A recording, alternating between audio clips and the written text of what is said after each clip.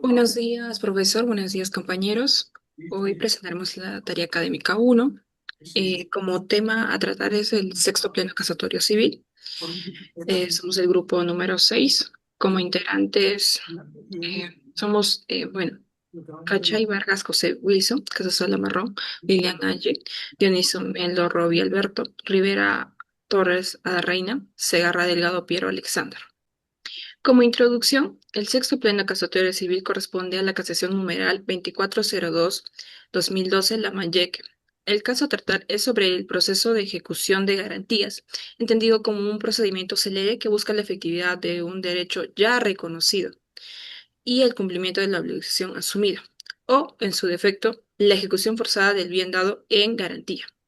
Bueno, este pleno es relevante porque la Corte Suprema analiza la validez del estado de cuenta del saldo deudor y unifica criterios sobre la correcta aplicación de las normas procesales y sustantivas, reforzando principios como el debido proceso, la seguridad jurídica y, a su vez, también la tutela jurisdiccional efectiva. Hechos del caso. En este sector pleno casatorio civil se analiza una demanda de ejecución de garantías presentado el 13 de mayo del 2008 por la Corporación Financiera de Desarrollo, CONFIDE, contra Marciano Fernández González y Aurora Violeta Salas González. La demanda busca que los demandados paguen la suma de 311.915 dólares más intereses de costos y costas del proceso. La deuda, se encuentra respaldada por una garantía hipotecaria constituida en 1998 hasta por la suma de 21.000 dólares sobre un inmueble ubicado en AH La Victoria Chiclayo, inscrita en el partido registral numeral P10007 265. Ante los requerimientos de pago de incumplidos, Confide decidió iniciar un proceso de ejecución al verse vencidos los plazos para el cumplimiento de esta obligación. Como fundamentos de la parte ejecutante, en sí la entidad ejecutante sostiene que en su calidad de acreedor del crédito numeral 931574 cumplió con notificar a los demandados mediante una carta notarial del 4 de enero del 2008 sobre la cesión del crédito y de las garantías a favor del Banco Regional del Norte sucursal Chiclayo. A pesar de ello, los demandados no realizaron el pago correspondiente, lo que ocasionó el vencimiento del plazo pactado. Por el motivo, Confide solicitó la ejecución de la garantía hipotecaria para hacer efectivo el cobro de la deuda y recuperar el monto adeudado. Y como de la parte ejecutada, los demandados en su defensa alegan que, en 1994 el banco les otorgó un sobregiro por el monto de 2.750 dólares, pero los altos intereses hicieron que la deuda se elevara hasta 32.000 dólares. Ante esta situación, el banco los convocó a parar, a hacer una firma, un nuevo acuerdo, exigiendo la constitución de una hipoteca como garantía. En ese caso sería, la propiedad. Asimismo, sostenieron que pagaron parcialmente la deuda, llegando a abonar como 38.977 dólares en las oficinas de NPQ Bank y del Banco Financiero, lo que según ellos implica haber cancelado en su totalidad la obligación. Por último, afirmaron que el titular de la deuda, Marciano Fernández, falleció. Para ese entonces ya había fallecido. Asimismo, dejó como existencia un seguro de desgravante que debía cubrir el saldo pendiente, por lo que, acertaron que al ver ya muerto se extinguiría la deuda o la obligación. Continuando con la exposición, vamos a hablar sobre antecedentes jurídicos del tema tratado. Un antecedente jurídico que tenga que ver sobre el mismo proceso que se utiliza en esta casación sería la casación número 3537 del año 2007, y que con la casación actual tiene precedentes importantes en el sistema jurídico. Ahora vamos a hablar un poco de la casación 3537 de 2007 y la casación 2402 del año 2002, la del sexto pleno casatorio. La primera, Casación, materia, la ejecución de garantías. Demandante, el Banco Way Sudameris, ahora conocido como Scotiabank Perú. El demandado, una empresa de transporte y servicios generales S.A. La decisión, la cual la Corte Suprema declara fundado el recurso de casación interpuesto por el demandante y ordena la ejecución de la garantía hipotecaria. Y la importancia de esa sentencia es que establece criterios claros sobre los requisitos para la ejecución de garantías hipotecarias y la importancia de cumplir con las formalidades establecidas en la ley. Ahora vamos a hablar un poco sobre la casación del sexto pleno casatorio. Materia: ejecución de garantías reales. Demandante: Corporación Financiera de Desarrollo, S.A. COFIDE. Demandado: Marciano Fernández González y Aura Violeta Salas González. Decisión: la Corte Suprema declaró fundado el recurso de casación interpuesto por la demandada y anuló la resolución que ordenaba la ejecución de la garantía hipotecaria. Importancia del caso es que esta sentencia establece precedentes vinculantes sobre la ejecución de garantías reales, enfatizando la importancia de cumplir con los requisitos establecidos en la ley y la necesidad de presentar un estado de cuenta de saldo deudor que cumpla con los requisitos legales. Ahora, como conclusión, frente a las dos casaciones, es importante determinar si ambas cumplieron con el debido proceso. En la primera, la cual fue en el año 2007, parece que sí se cumplió con el debido proceso, se cumplió con todo lo establecido dentro de la ley, pero en el sexto pleno casatorio del año 2012, la Corte Suprema determinó que no se habría cumplido con el debido proceso, debido a la falta de presentación de un estado de cuenta de saldo deudor que cumpliera con requisitos legales. En resumen, en ambas sentencias, la importancia de cumplir con los requisitos legales para la ejecución de garantías sí había, pero en la del año 2012 establece precedentes vinculantes más específicos sobre la materia. A continuación, vamos a eh, mm, exponer sobre las posturas propuestas en el presente pleno casatorio dentro del derecho civil. Postura sobre ejecución de garantías. Ejecución de garantías reales. El titular del deudor real puede hacer efectiva la venta del bien por incumplimiento del deudor. Título de ejecución. Debe contener un derecho cierto, expreso y exigible. El saldo deudor, el documento que contiene la liquidación de crédito, incluyendo capital e intereses. Consideraciones sobre el debido proceso. El debido proceso es un derecho fundamental que garantiza la eficacia del derecho a la tutela jurisdiccional, motivación de las resoluciones judiciales, que es un requisito esencial para garantizar la transparencia y la justicia en las decisiones judiciales.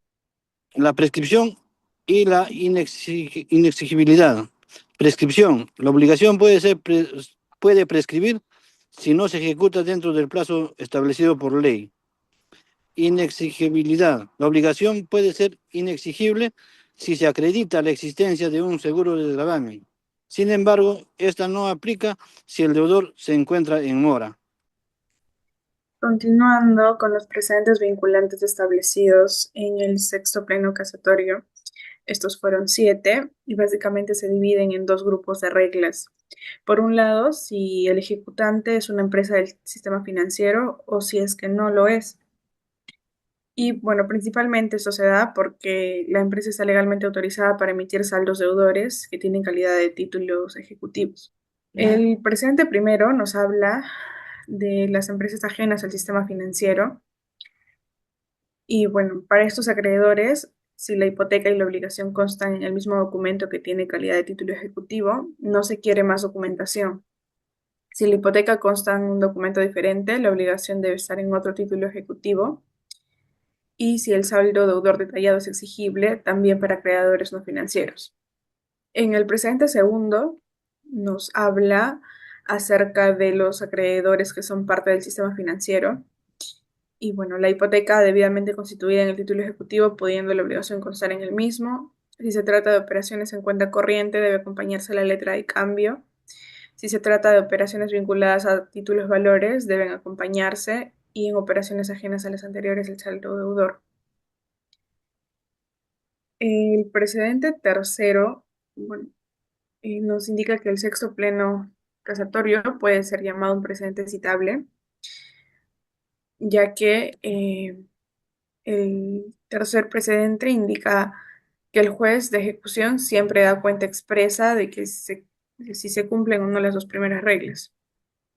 Si hay omisiones en el saldo deudor, la demanda debe ser declarada inadmisible. Se entendería que si hay otras omisiones no corresponde a la improcedencia, sino a la inadmisibilidad. Y por último, nos indican, ¿no?, que el mandato de ejecución es por sumas líquidas, no por sumas ilíquidas, salvo se trata de intereses, costos y costas del proceso. El precedente séptimo y la cobertura de la hipoteca, la problemática de la formalidad de la hipoteca y el fundamento 40 del pleno casatorio. Bueno, continuando con esta parte de la exposición sobre el sexto pleno casatorio y luego del análisis para precisar si alguna de las reglas vinculantes establecidas en el pleno ha sido modificada por algún pleno posterior, hemos analizado y revisado y dentro del contexto y contenido del sexto pleno casatorio, encontramos que el sexto pleno casatorio tiene por tema de ejecución de garantías reales, en particular de ejecución hipotecaria, y fija reglas con carácter de precedente vinculante conforme al artículo 400 del Código Procesal Civil. Dentro de lo que existen sus principales conclusiones o reglas vinculantes, que necesariamente son precedentes obligatorios para los jueces inferiores, figuran en esencia lo siguiente, ¿no? Que el ejecutante debe acompañar en la demanda de ejecución el documento constitutivo a la garantía real, por ejemplo, el título de hipoteca, contrato que la respalda. De igual forma también que ese documento constitutivo debe contener especificaciones claras del monto garantizado en los bienes grabados. También que la ejecución de la garantía del juez debe verificar que el monto ejecutado no exceda el monto de la garantía efectivamente constituida y que si hay exceso, la acción debe saturarse con las reglas del Código Procesal Civil. Por ejemplo, vía de ejecución contra el saldo deudor, remate, adjudicación, entre otros, ¿no? De igual forma también que la ejecución no puede prosperar por sumas no líquidas o indeterminadas. El monto debe ser claro y determinado, entre otras conclusiones.